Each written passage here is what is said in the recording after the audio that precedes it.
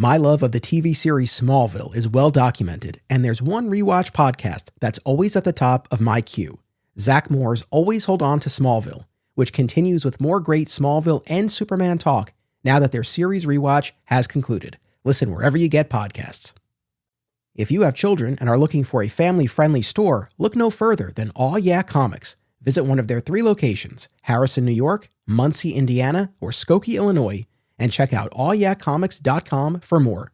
Their name says exactly how they feel about it. Aw yeah.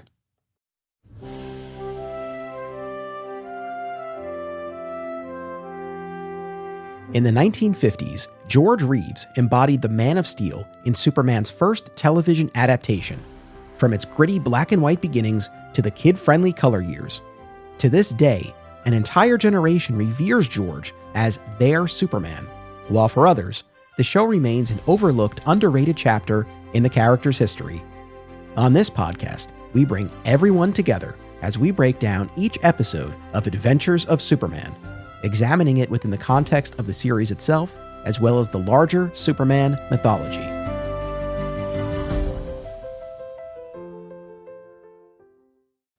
Welcome to another exciting episode in the Adventures of Superman. I'm your host, Anthony Desiato. Joining me to discuss Season 6, Episode 4, The Mysterious Cube, is returning guest Rich Roney. Welcome back. Hey, hello, everybody. Anthony, thanks again. I know it's been a couple of weeks, but we just did Divide and Conquer, and there's thematically, this episode is so close to it, so I'm excited to get into this.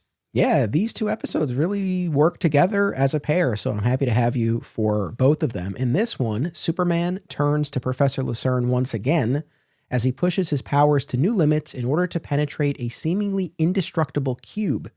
This aired on February 24th, 1958, written by Robert Leslie Bellum and Whitney Ellsworth, directed by George Blair. And our guest cast here, Everett Glass as Professor Lucerne, Keith Richards as Steve Barton, Bruce Wendell as Paul Barton, Ben Weldon, a very familiar face, as Jody, and John Ayres as the Admiral. So yeah, overall thoughts on this one? I enjoyed this. I vividly remember this. I remember watching this maybe when I was 9 or 10 as a child in Chicago, and it stands out. And I remember aspects that I was nervous. I was scared. I mean, with some of the dilemma Superman was facing. I remember being scared, like, is he going to make it? Like you thought he might get caught in that wall? Yes. I didn't want to get into the detail, but now, strong memories as a child and a degree of anxiety and fear that, hey, maybe he's encountered something that he can't beat. Because at that time, I didn't know, hey, next week there's going to be another episode. Everything's going to be wrapped up beautifully at the end, with a button. So I was apprehensive and anxious, but I'm also impressed to watch it now as an adult, and you're going to see some commentary and questions as we take this apart.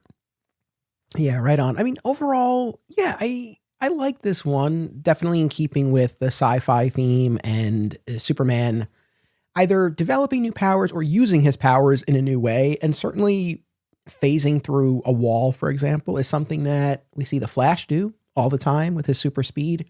Superman, not so much. It's funny, there was an episode of Lois and Clark, The New Adventures of Superman, where, I don't know if you recall this episode, or how much you even watched the series, but there's an episode where Superman and Lois are kidnapped by these collectors, and they're basically placed in a museum. And if memory serves, it's like an energy field or something like that around it that's keeping Superman in particular in. And he's able to, it takes a lot out of him, but he's able to phase through. So very similar to this. Interesting. Yeah. Interesting. So that was what kind of came to mind. But yeah, the other thing though, I didn't realize this until I finished my second or third rewatch of this, but they never explain what this alloy is. Yeah. Well, and as I watched it, I thought, yeah, boy, where did this alloy come from? They never explained it. There were never any other uses for it. So that was intriguing. But it's with the consistency with the done in one. Like, hey, Perry has magic for an episode. Perry's able to extract uranium out of seawater for an episode. They don't come back to some of the discoveries or the developments. They never said who built this or who made it or how it was made. Yeah, I mean, the fact that they didn't use it again, fine. I wouldn't necessarily expect them to, given the lack of continuity we've seen. But like just in this episode, yeah, if they had said he excavated certain asteroid or there was a meteorite that came and they took material from it. I mean, this is not the first or last time that I'll suggest that as a solution when we encounter something like this, but that goes a long way because, okay, something otherworldly that was used for this, but it's just never explained. All right. But yes, that's what I kind of would have been looking for here. And I think that would have been fine for my purposes. Well, I'm going to throw something at you. After you summarize the premise and what's transpiring, I've got some things for you. Okay. Well, I look forward to it. We open on Bill and Clark alongside a welder who tries unsuccessfully to penetrate a large cube. Also present are Steve Barton and Jody. Steve taunts Bill over his many unsuccessful attempts to breach the cube with a bulldozer, TNT, a tank, and now the torch. Henderson, concerned as ever over bad press in the planet, shares his theory with Steve that Steve's criminal brother Paul is inside. Steve refuses to confirm this, only saying that Paul disappeared just about 7 years ago after building the cube. After Bill and Clark leave, Steve uses a stethophone to talk to his brother inside. Anything about this opening that stands out?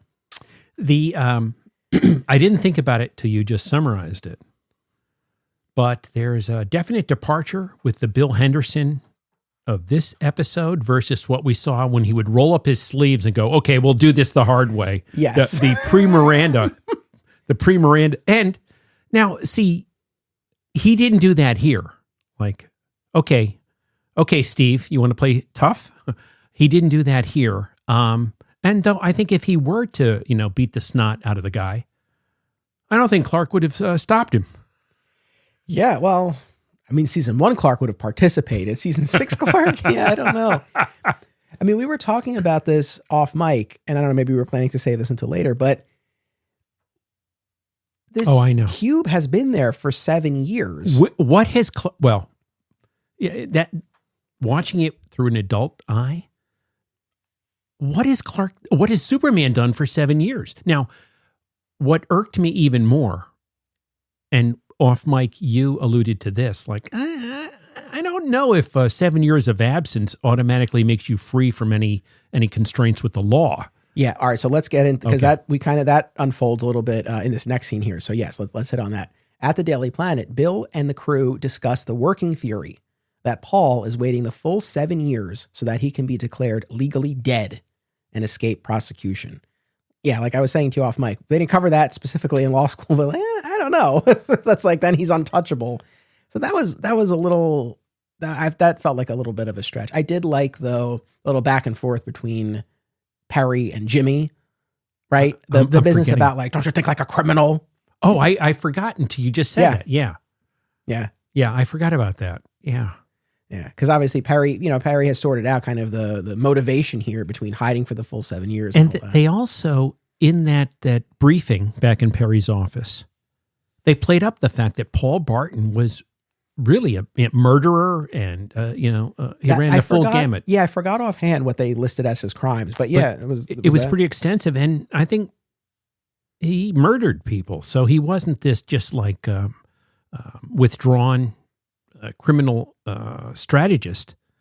But that was the only time they alluded to all his crimes. Like Prison Mike from The Office. He robbed and he stole and he kidnapped the president's son and held him for ransom. He never got caught. Okay. We love our Office references here. Next to try to breach is Superman himself, who sweats profusely as his X-ray vision and physical blows fail. Now, typically Superman doesn't sweat.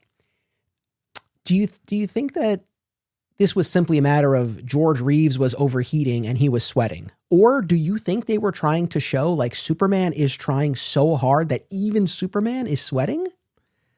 I will share with you when I watched it. Again, I loved this as a child and I deliberately watched it again. And I'm watching it with an adult lens.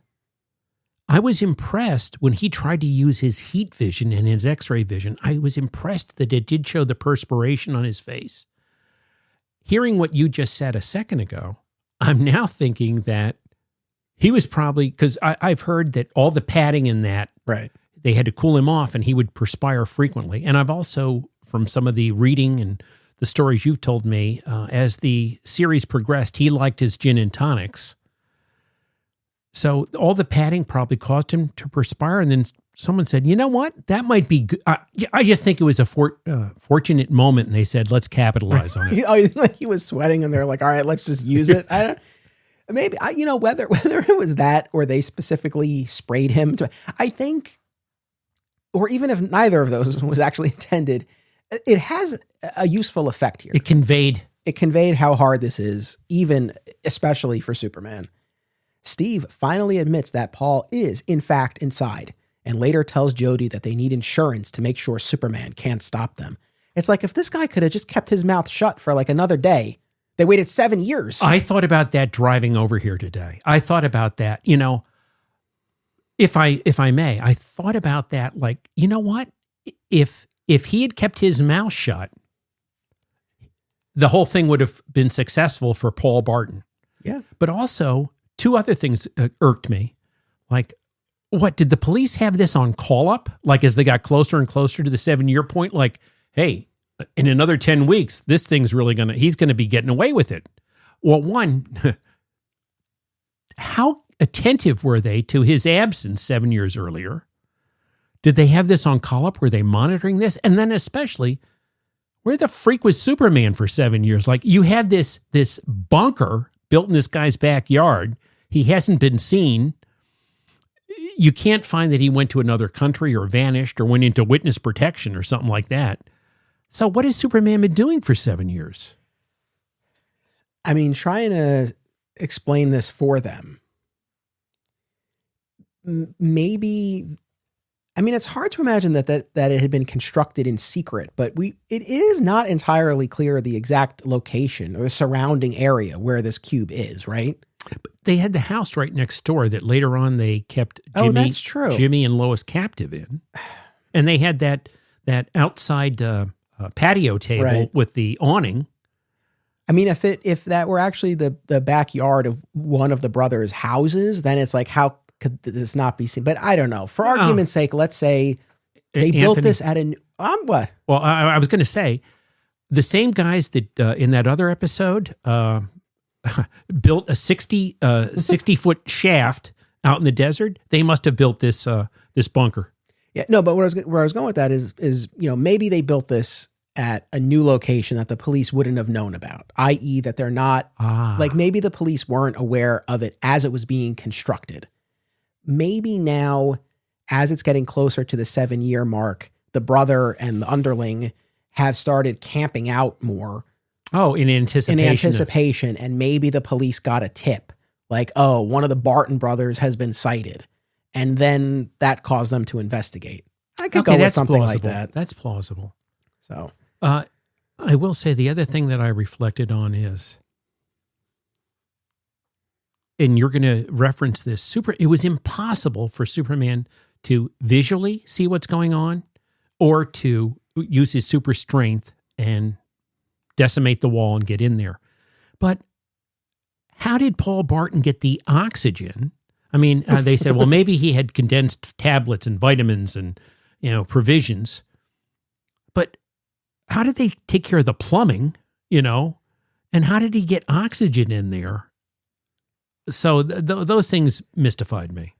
Yeah. I mean, as far as not being able to see, obviously we know Superman can't see through lead and all of that. But yeah, as far as not being able to penetrate it at all, yeah, we never get an explanation because we're never told what it is. And yeah, as much as I appreciated that they at least went as far as that discussion, like you said, about the vitamin tablets and condensed food and all of that stuff. But yeah, there are other questions, like you said, about plumbing and water and air. That oxygen. Yeah, that go unaddressed. And as I said, and we discussed this off mic, and you drew a comparison to the last Batman, the Christian Bale movie.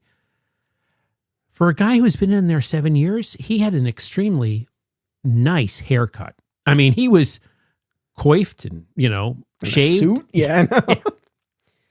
At the observatory, Superman visits his old friend, Professor Lucerne, who says he misses their talks. Lucerne explains that it's theoretically possible for Superman to phase through a wall by rearranging his molecules.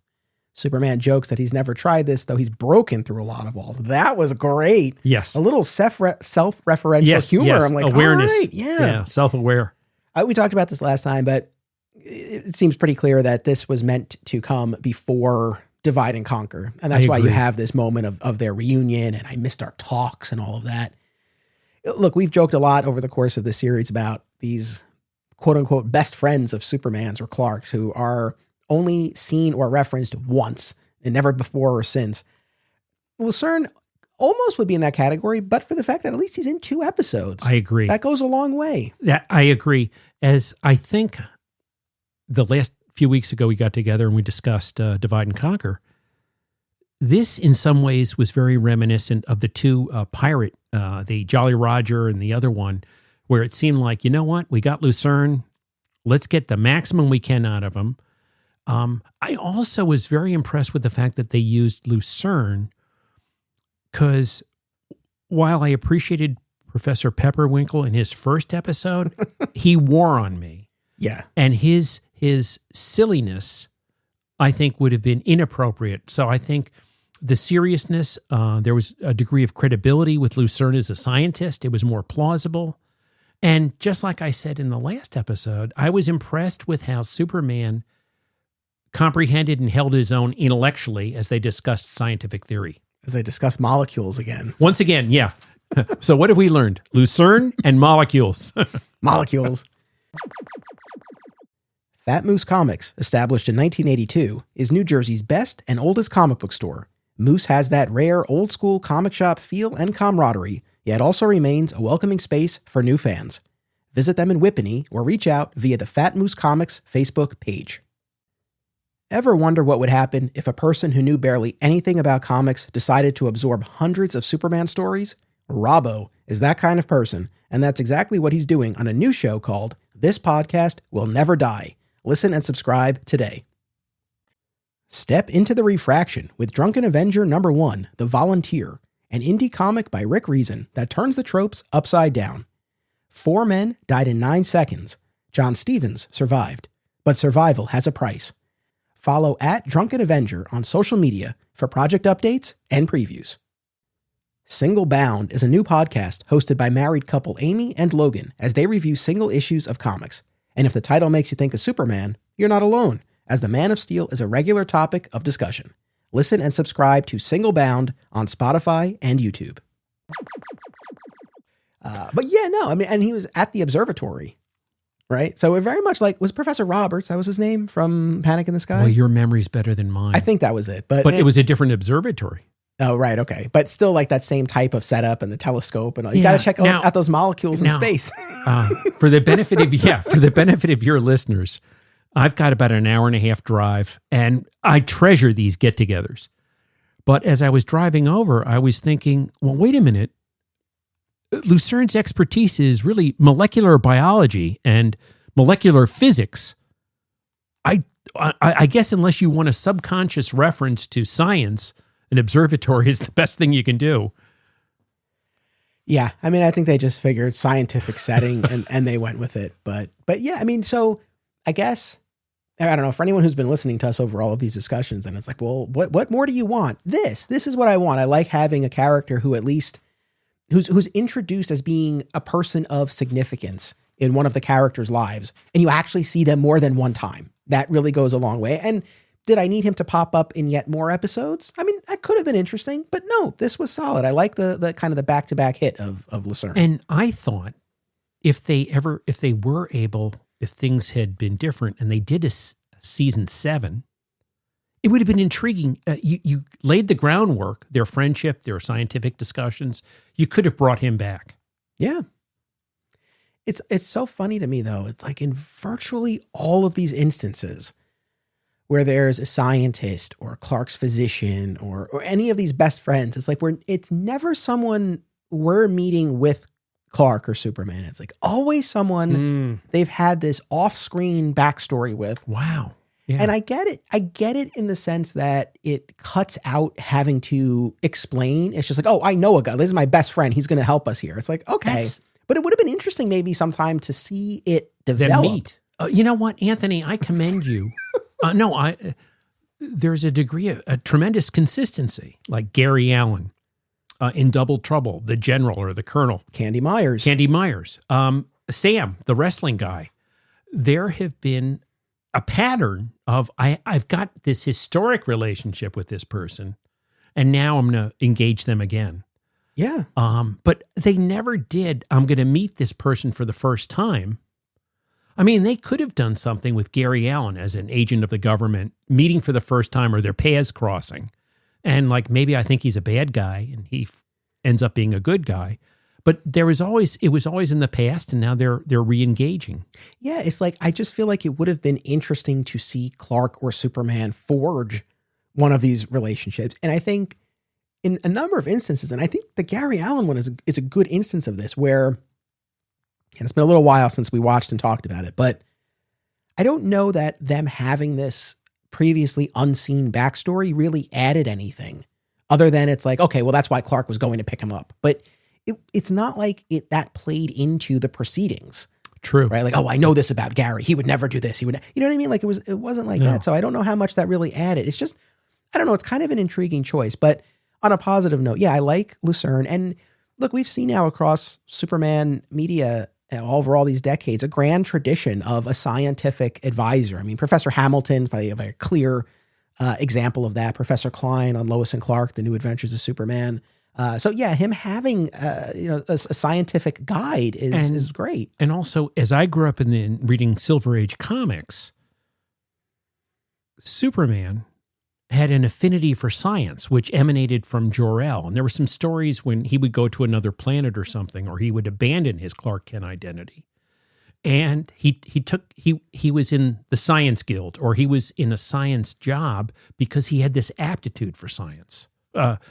Maybe coming from his father, definitely coming from his father. So I do like introducing this, like you said, Professor Hamilton in the Triangle era. And even in some of the stories we discussed weeks ago about Superman Red, Superman Blue, at the end of it, he achieves his whole checklist and he devotes himself to science. I did like that. I like that he held his own intellectually with Professor Lucerne.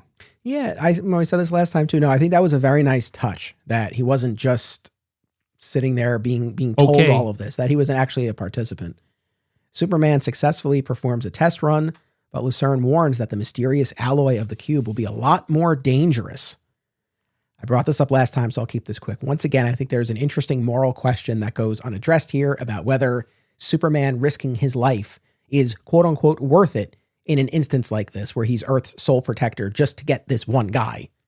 See, now that you bring it up, he could have avoided the jeopardy and the risk and the possibility that he would get stuck in there. He could have avoided that. Waited till Paul came out. Quick trip to Superman Mountain. Done. Yeah, exactly. Yeah, I mean, I wouldn't have expected the whole episode to be devoted to that question, but I would have appreciated if someone just floated the idea, like, gee, Superman, is it worth it? But that's okay. While this is happening, Lois and Jimmy are abducted outside the Daily Planet, because it wouldn't be an episode of the show if they weren't. Steve and Jody tie them up and rig a death trap where the pull of a string from outside will release a poisonous gas pellet into acid, dissolving the pellet and releasing the gas.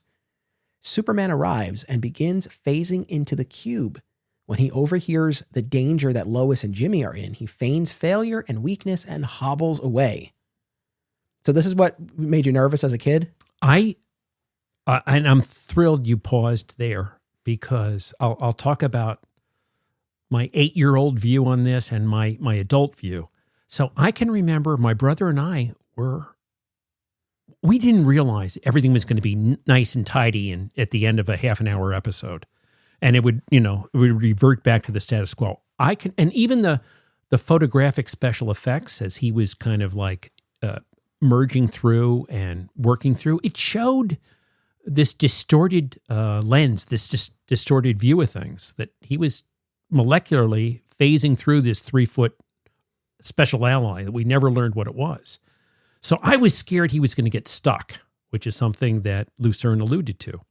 As I watched it now, I realized he could hear the discussion with the stethophone, right? And he realized, Lois and Jimmy are in trouble. And then he feigned failure. But watching it now, I was struck by the fact, well, what was he going to do if he got in there? Was he going to smash Paul into the wall? I mean, he could get in and he could confront Paul Barton, but there was no way in hell he was going to get him out. And what's he going to do, mess up his molecules? So that's a good question.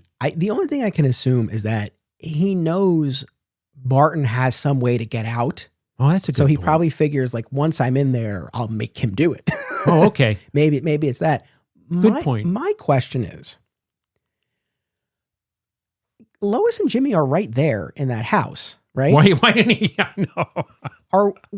Are we to assume that Superman doesn't know where they are? Yeah, boy, you're hitting me with a level of questions. Because this is the problem. It's like he hears that, so he knows they're in danger. Okay, fine. So I understand he's not going to, because I guess the thing is, if he continues to phase through, if he completes the phase and he grabs Barton, then the brother will pull the thing and Lois and Jimmy will be dead, right? So he backs off. I get that.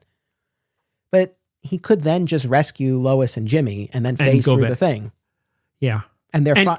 Then there's no leverage anymore. Obviously, he ultimately learned or realized where they were. He thought it through. Yeah. Obviously, because the surprise at the end is the camera cuts over there, the pellet's released, and lo and behold, the ropes are on the floor and they're gone. I mean, and I forget the exact dialogue as the brothers are talking. They might even say, like, yeah, we got them in the house. I don't know. But even if they don't say that, I don't think it would take Superman much to discover them. He's got super hearing. He's got X-ray vision. These guys have only been, in a certain vicinity anyway, so it would stand to reason that Lois and Jimmy are probably close. It really just feels like, no, well, the episode can't be over yet, so he's going to go through this whole ruse and just prolong this. But yeah, I think that's a hole here. That's a great point, Anthony. That's a great point. I mean, and to your point, how did he discover where they were? I mean, I'm assuming he just scanned the area with his X-ray vision. I don't think it would have. That's my point. I don't think it would take much. He must have done it, right? He must have. I mean, once clearly these guys stay close to home. They've got the cube. They've got their little patio set right there. I mean, he probably wouldn't have had to search for long. And anyway, so Superman hobbles away. But before he does, the dumbass Steve reiterates that it'll be too late by 12:05 tomorrow. And he conveniently reveals to Superman that Paul's clock inside the cube runs on Naval Observatory time. Good point. And I get it. And my goodness, this is far from an isolated incident, not just in the show, but in movies and TV shows all the time. Villains are always spilling their secrets and their plans, but it's just like, come on, man. Just volunteers this information. Superman confers. This was the inverse of what Lois did in Divide and Conquer. Right. Yeah, giving up the president's plans. Next, Superman confers with an admiral over a special request, and the president himself gives the green light. My, how far we've come in this series from the beginning when he would show up places and it'd be like, who are you? But at the same time, though, it wasn't that long ago. Remember when we were on that island that was being shelled and he was going to talk to the the admiral? They would not help him. Yeah. Right? He's like, hey, there were live people there. And they're like, nope, we checked the island. We're going to blast it to smithereens. I don't care who you are. It's like, I forgot about that. Was that the Jolly Roger? Yeah. Or Dagger Island or something? One of the two. That was Jolly Roger. Okay. So yes, they're a lot more accommodating to him in this instance. Well, maybe there was an unseen episode where he went back and tore into the Navy going, look, not only did I get my friends off, I got all these pirates that have been there for generations. Yeah, exactly. The next day at the prescribed hour, Steve takes off for the courthouse to have his brother declared dead, and Jody releases the pellet. Though, as you were alluding to before, Rich, the camera pulls out to reveal empty chairs. Jimmy and Lois have been rescued. Inside the cube, Paul applies acid to the wall and begins drilling his way out. So that's a question, right? As you're watching, as a kid now, as you're watching, so, well, how is he going to get out of this? Were you satisfied with this explanation? I accepted it. I took it at face value. Listen, when I was 8 years old, the only thing that struck me in some ways, even as an 8-year-old, how perfectly precise the doorway was, you know, and the hydraulic power of that thing. I know. Okay. Henderson arrives and arrests Paul, revealing that Superman had the Navy speed up their clocks. Paul actually emerged 10 minutes early. He flubbed it. There was a big flub in the line because Paul goes, "What do you mean? My clock could never be that slow." And he should have said, my clock could never be that fast. Gotcha. I will tell you, I caught that in the second viewing. Go, wait a minute. You know, I got a lot on my mind. I'm thinking, I paused it and I go, wait a minute. Mathematically, it should have been fast. Listen, one take, man. That's it. That's all you're getting. The clock's too fast. It's too slow. Either way, you get one take. Superman also produces the very alive Lois and Jimmy. Later, Superman explains brains beat brawn, but he shares that he actually could phase through and proves it. Yes. At the planet, Lois is annoyed to find out that Clark had scooped them. You know, there's another version of this episode where he legitimately couldn't phase through. That then kind of solves the problem that we had before, right? Of he stops phasing because he has to protect Lois and Jimmy, but then why doesn't he just save them and then phase? We don't have an answer. But if he legitimately couldn't, well, then that's different. Then he needs to come up with another way, and then we have the whole ruse with the Navy. But you can't have Superman You fail. can't have Superman have limited. But at the same, you know, I agree. No, I ultimately agree. But at the same time, it's like he wouldn't have failed in the ultimate quest of getting the bad guy. But his now his powers would have been diminished, and for an 8-year-old or a 5-year-old, you don't want to show it. Yeah, no, and you want that fun moment at the end of Lois and Jimmy assuming that he couldn't do it, and then he's like, "Oh, I could do it," and then you see him go through and all of that. And brains beat brawn. I mean, we just had that line has come up in other instances, including in All-Star Superman, and most recently in the James Gunn Superman movie. So, Adventures of Superman. This is our blueprint here. Interesting. The other thing, you know, you talked about Barton in the cube, and how does he have water and oxygen and complete all of his grooming and all of that. My thing is when he comes out and he finds out that this has all been for nothing, he takes it way better. Yes, he does. I thought way better than you would expect. I thought about Anthony. I thought about that last night after I watched this a second time. Like, boy, he really took this well, because there, but for 5 or 10 minutes, his whole life went in a different path. And he says it, something to the effect of, 7 years and it's all gone like that. But there's nothing behind it.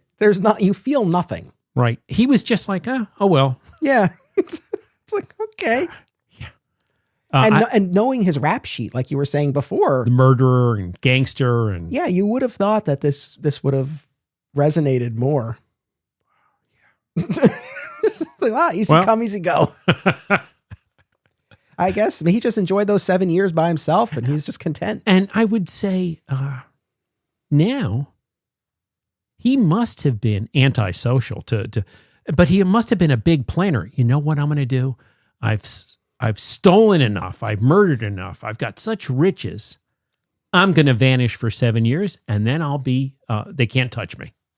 Which, as you said, you know, based on your knowledge as an attorney, I'm not sure if they really covered that in law school, that being gone 7 years makes, the law can't touch you. Again, we never talked about that, and I did not investigate. I didn't research that before we sat down to record, but it's not like, it's not magic. It's like, no, there are. And isn't there are no statute of limitations on murder? I mean, they did say this guy was a murderer, so.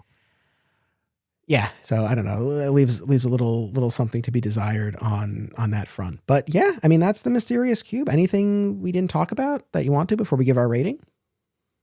No. All right, so out of 5 Great Caesar's ghosts, how many are we giving? 3. 3.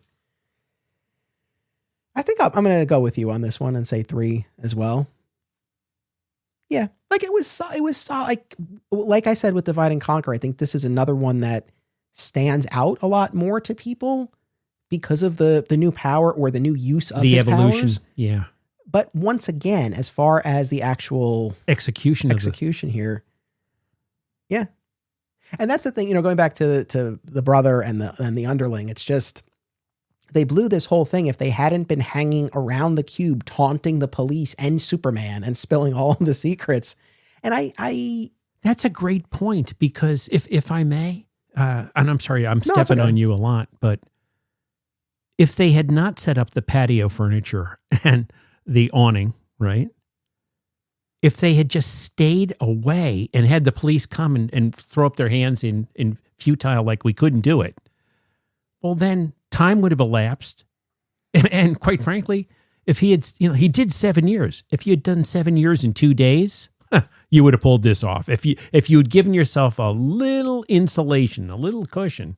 And the thing is, like, right, I get it. We have to have an episode. I think it's just if there had been some reason presented to us for why these guys were there and were so brazen and were tipping their hand and taunting. Yeah. And then I think maybe this could attract a little bit more. But anyway, we each gave it a 3. So the podcast is off next week for the 4th of July holiday. I hope everyone enjoys the holiday. We'll be back in 2 weeks. Now, for the next 5 episodes, I'm going to be joined by Lou Koza, Zach Moore, Michael Bailey, Daniel Sanchez, and Dan Greenfield.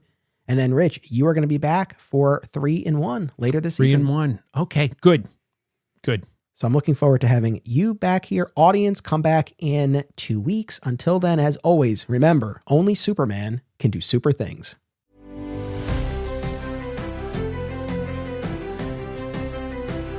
This podcast is an affiliate of BCW Supplies. The next time you need to restock on comic book bags, boards, boxes, and more, be sure to use promo code FSP to save 10% on your order. That's FSP for Flat Squirrel Productions. It helps support the show too. Thank you.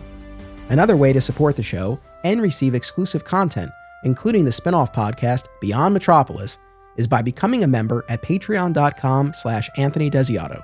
My sincere thanks to all patrons.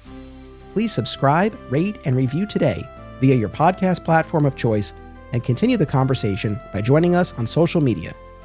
Flat Squirrel Podcasts is also home to Digging for Kryptonite, a Superman fan journey, a long-running weekly series mining Superman's vast mythology across time and media. Subscribe today. Another exciting episode is a Flat Squirrel production.